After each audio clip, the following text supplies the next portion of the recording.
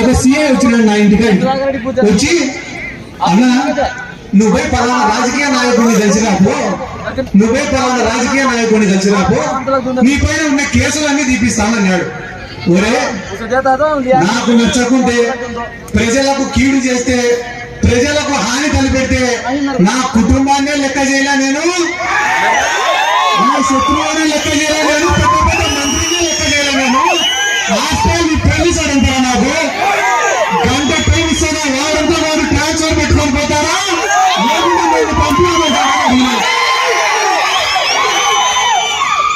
కానీ మనం పంపించాల్సిన అవసరం లేకుండా వాడే పోయి ఇరుక్కుని ఆ డోన్లో వాడే సస్పెండ్ అయినాడు. అటువంటి నాయకులందరినీ తెచ్చి నందికొట్కూరులో వేసి నందికొట్కూరును ఇబ్బంది పెట్టినారు.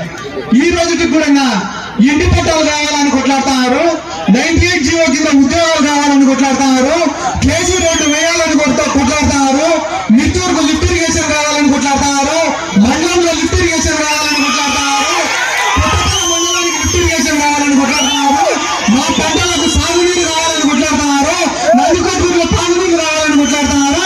ఇన్ని సమస్యల పైన అర్జీ తెచ్చుకోవడం ముఖ్యమంత్రి గారికి నేర్చుకుంటే మీ నందికొట్కూరులో మాత్రం ప్రోటోకాల్ కోసం కొట్లాడే పనికిమాలలో ఉండాలన్నా. మొత్తం దేశంపటి నుంచి తప్పుడు ప్రచారాలు, తప్పుడు కూతాలు.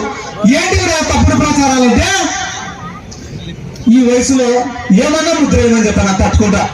ఇక్కడికి వచ్చిన వాళ్ళల్లో బీసీలు ఉన్నారు, ఎస్సీలు ఉన్నారు, మైనారిటీలు ఉన్నారు, ఓసీలు ఉన్నారు, పేదవాళ్ళు ఉన్నారు, డబ్బులు ఉండే వాళ్ళు ఉన్నారు, రైతులు ఉన్నారు, వ్యాపారం చేసుకునే వాళ్ళు ఉన్నారు, ఉద్యోగస్తులు ఉన్నారు, విద్యార్థులు ఉన్నారు, అన్ని రకాల ప్రజలు కూడా ఇక్కడ ఉన్నారు. అందరూ కలుపుకొనే పోతున్నారు కదా. ఎంతో మంది ఎస్సీలు వాళ్ళ ఇళ్లకు ప్రేమగా పిలిచి నాకు కూడు పెడుతున్నారు కదా. అటువంటి తరుణంలో ఇంత ప్రేమ ఉన్న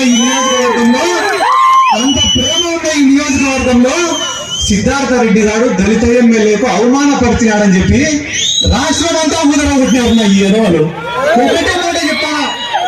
ఒక్కటే మాట చెప్తానా, గుండెల మీద చెయ్యేసుకొని ఒక్క నిమిషం ఆలోచన చేయండి.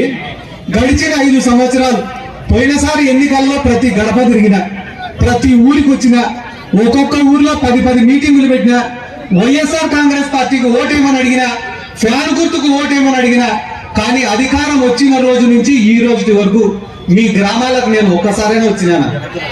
మీ గ్రామంలో జరిగే ప్రభుత్వ కార్యక్రమాలలో ఒక్క రోజైనా పాల్గొన్నానా? ఏ రోజైనా ఎమ్మెల్యే వచ్చినప్పుడు అదే కార్యక్రమానికి అటెండ్ అయ్యి ఆ ఎమ్మెల్యే యొక్క హక్కులకు బలం కలిగించినానా? రాలే.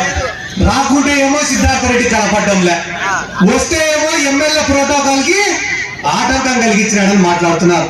నేను మహా అంటే 10 కార్యక్రమాలకు అటెండ్ అయ్యిందా? ఆ 10 కార్యక్రమాలకు కూడా ఎందుకు అటెండ్ అయినా తెలుసా? నేను మిత్తూరుకు అనిల్ కుమార్ యాదవ్ గారిని పిలుచుకొని వచ్చిన. దేనికోసం పిలుచుకొని వచ్చిన? ఆయన ఇరిగేషన్ శాఖ మంత్రి. అన్న నువ్వు ఒక్కసారి వచ్చి మా మిత్తూరు మండల పరిస్థితి చూస్తే నువ్వు ఒక లిఫ్ట్ ఇరిగేషన్ శాంక్షన్ చేస్తాడేమో అనే ఉద్దేశంతో ఆయనను మిత్తూరుకు తీసుకొచ్చినా తప్ప నాకేదో ఫోటోలకు పోజులు ఇవ్వాలనో, సోషల్ మీడియాలో పెట్టుకోవాలనో, విలేకరులకు పోజులు ఇవ్వాలనో ఉద్దేశం నాకు లేదు. మినిస్టర్ ఆర్కే రోజా గారిని పిలుచుకొని వచ్చిన నందికొట్కూరుకి. ఎందుకు పిలుచుకొని వచ్చినా? నేను స్పోర్ట్స్ అథారిటీకి చైర్మన్ ఉన్నా కాబట్టి, 2 ఇండోర్ స్టేడియంలు నిర్మించినా కాబట్టి వాటి ఓపెనింగ్లకు ఆర్కే రోజా గారిని పిలుచుకొచ్చిన తప్ప వేరే ఒక 5 నుంచి 10 కార్యక్రమాలకు తప్ప ఏ కార్యక్రమానికి కూడా నేను హాజరు కాలే. ఆ 5 కార్యక్రమాలు 10 కార్యక్రమాలలో కూడా శిలా పథకాలలో ఎమ్మెల్యే పేరుంది, ప్రోటోకాల్ ప్రకారం ఎమ్మెల్యేను పిలిచినారు. కానీ మనకేం కావాలా? సానుభూతి కావాలా, సింపతి కావాలా. అయ్యో పాపం ఎమ్మెల్యేని ఎవరు పిలిచలేదని అనుకుంటే మళ్ళా ఒకసారి మీరు టికెట్ అడగచ్చు అని చెప్పి ఒక జాలి సృష్టించుకొని ప్రజలను నమ్మియాలని అనుకున్నారు. ఏం తిక్కోళ్ళ ప్రజలేమన్నా? నిన్నగాక మొన్న చింతలపల్లిలో తెలుగుదేశం పార్టీ వాళ్ళు పోయి ఒక రోడ్డు వేసి ఆ రోడ్డుకు ఒక శిలాఫలకం పెట్టుకుంటే దాంట్లో ఎమ్మెల్యే పేరు లేదు, ప్రోటోకాల్ ప్రకారం ఎవరి పేరు లేదు. ఎందుకన్నా ఎవరు మాట్లాడలే? కుల సంఘాలు ఎందుకన్నా ఎవరు మాట్లాడలే? ఎందుకు మాట్లాడలే అంటే శివానంద రెడ్డి కాడ, గౌరవ వెంకట రెడ్డి కాడ, బైరెడ్డి రాజశేఖర రెడ్డి కాడ డబ్బులు ఉన్నాయి కాబట్టి. సిద్ధార్థ రెడ్డి దగ్గర ప్రజల ప్రేమ తప్ప డబ్బులు లేదు. ప్రోటోకాల్ అని అంటున్నారే. 2014లో ఇక్కడ ఐజే గారు ఎమ్మెల్యే అయినప్పుడు లబ్బ వెంకట స్వామి గారు డబ్బులు ఖర్చు పెట్టుకొని ఎమ్మెల్యేగా ఓడిపోయినాడు. ఓడిపోయిన తర్వాత ఇన్ఛార్జ్ గా ఎవరు ఉండాలా? లబ్బి వెంకట స్వామి గారు ఉండాలి. ప్రతి శిలాఫలకంలో పేరు ఎవరు ఉండాలా? లబ్బి వెంకట స్వామి గారు ఉండాలి. కానీ ఏం అధికారం ఉందని చెప్పి శివానంద రెడ్డి పేరు వేశారు ప్రతి శిలాఫలకంలో. ఆ రోజు నందికొట్కూరు నియోజకవర్గంలో కానీ జిల్లాలో కానీ ఏ ఒక్క దళిత సంఘంలో మాట్లాడలే. ఎందుకు మాట్లాడలే? ఎందుకంటే శివానంద రెడ్డి దగ్గర హైదరాబాద్ నుంచి ఎత్తుకొచ్చిన మూటలు ఉన్నాయి కాబట్టి.